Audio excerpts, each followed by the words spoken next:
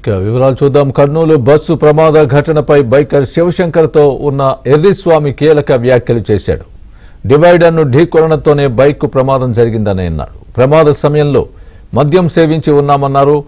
Bus తగలబడుతున్న ప్రయాణికుల్ని driver కాపాడే ప్రయత్నం చేయలేదన్న ఎర్రిస్వామితో మా ప్రతినిధి Sunkanna face to face. Bus ప్రమాదం ఘటనలో ఇద్దరు వ్యక్తులు కీలకంగా మారారు. అందులో ఒకరు బస్సు డ్రైవర్ లక్ష్మయ్య అయితే మరొకరు బైకర్ ఎర్రిస్వామి. బస్సు డ్రైవర్ లక్ష్మయ్యను ఇప్పటికే పోలీసులు అరెస్ట్ చేశారు. మనతో మాట్లాడేందుకు బైకర్ ఎర్రిస్వామి ఉన్నారు. ఎంతమంది చెప్పండి బాబు, మీ ఫ్యామిలీలో మొత్తం ఎంతమంది ఉంటారు? మీరు ఏమేమి చేస్తుంటారు? నువ్వు ఎంతవరకు చదువుకున్నావు? 7th క్లాస్ వరకు చదువుకున్నాను సార్. ఇక్కడ ఆర్ఎస్ పెండకల్లో 7th క్లాస్ వరకు చదువుకున్నాను. ఇప్పుడు ఏం చేస్తున్నావు ప్రస్తుతానికి? నేను హైదరాబాద్లో ఉంటాను సార్. జిహెచ్ఎంసీ దాంట్లో చేసుకుంటాను.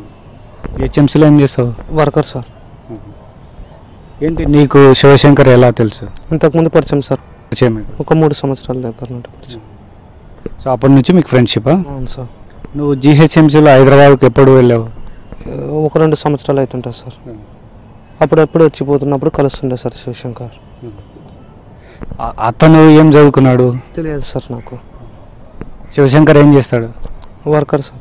అదే ఫస్ట్ బేల్దార్ పని పోతాడు సార్. గౌండ మిస్త్రీ పని పోతాడు. సో మీరిద్దరు 3 ఏళ్ళ నుండి పరిచయం అంటున్నారు. సో మీరు నువ్వు హైదరాబాద్ నుండి వచ్చేప్పుడు కలిసి తిరిగే వల్ల ఎక్కడ కలిసి ఉంటుంటాం సార్ ఇద్దరం.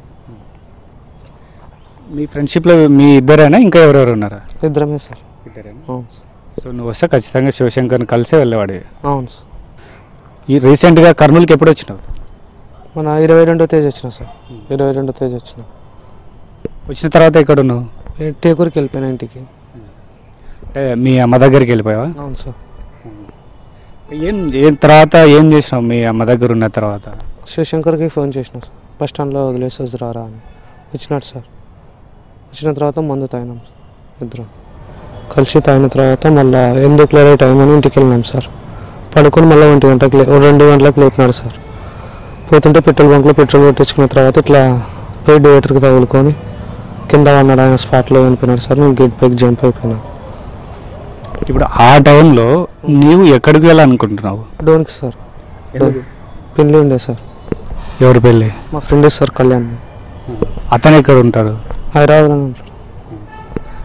మీ ఫ్రెండ్ కళ్యాణ్ది డోన్లో పెళ్ళి? రాంపల్లిలో పెళ్ళి సార్. మీ ఊర్లో మీ ఫ్రెండ్ కళ్యాణ్ పెళ్ళికి ఆ టైంలో వెళ్ళాలనుకున్నావు? అవును సార్. వద్దని చెప్పినా సార్ ఆ టైంకి. నిన్ను వదిలేసి వచ్చి నాకు మళ్ళీ టైం అవుతుంది పనికి పోవాలని చెప్పినాడు సార్ ఆయనని. ఇప్పుడు ఆ టైంలో అతను నీ దగ్గరికి వచ్చాడా నువ్వు అతని దగ్గరికి? మా ఇంట్లోనే పడుకున్నాం సార్. ఇద్దరం పడుకొని ఆయన 2:15కి లేపినాడు నన్ను. వద్దని చెప్పినా సార్. దానికి డోమ్కి లైట్ లేదు బండికి. వద్దని చెప్పిన ఇండికేటర్లతోనే పోయినాడు సార్. ఇప్పుడు బండి నీదే మీ ఫ్రెండ్దే? ఆయనదే సార్. శివశంకర్దే పల్సర్ 150.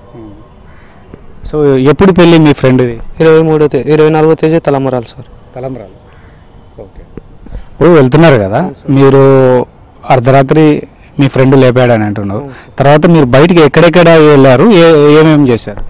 అంతకుముందు తాగేసి ఉన్నాం సార్. అంతే సార్. తర్వాత డైరెక్ట్ బయలుదేరినాం. సో మీరు బయలుదేరేటప్పుడు తాగలేదు? తాగలేదు సార్. అంతకుముందే మీరు తాగి ఇంటికి వెళ్ళి పడుకున్నాం సార్.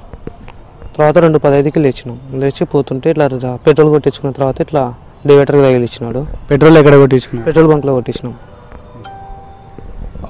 మద్యం ఎక్కడ కొనుగోలు చేశారు? పెద్ద టేకూరు వైన్స్ దగ్గర. ఏదో వైన్ షాప్ ఉంది, రేణుకా ఎల్లమ్మ షాప్ అని, అక్కడేనా మీరు? అదే సార్. అదే సార్. డబ్బులు ఎవరు నువ్వు ఇచ్చావా? మద్యానికి రాకిని తీసుకున్నాం సార్. సో మామూలుగా లైట్గా తీసుకున్నారా? మద్యం ఫుల్గా తాగారా? 4 కోటర్లు అయినాం సార్ ఇద్దరం కలిసి. సో ఇద్దరు కలిసి 4 కోటర్లు? అవును సార్. తాగిన తర్వాత ఇప్పుడు భోజనం చేశారంట బయట డాబాలో? ఎక్కడ చేశారు? ఏం లేదు సార్. ఇంటికి వెళ్ళిపోయినాం. డైరెక్ట్ ఇంటికి వెళ్ళిపోయినాం సార్. ఇప్పుడు పెట్రోల్ ఎక్కడ కొట్టించుకున్నారు? పెట్రోల్ బంక్లో కొట్టించినాం. పోయేటప్పుడు పెట్రోల్ బంక్ ఉంది కదా సార్. పెద్ద టేకూరు దాటిన తర్వాత ముందు లెఫ్ట్ సైడ్లో పెట్రోల్ బంక్ ఉంది. అక్కడ కొట్టించుకున్నాం.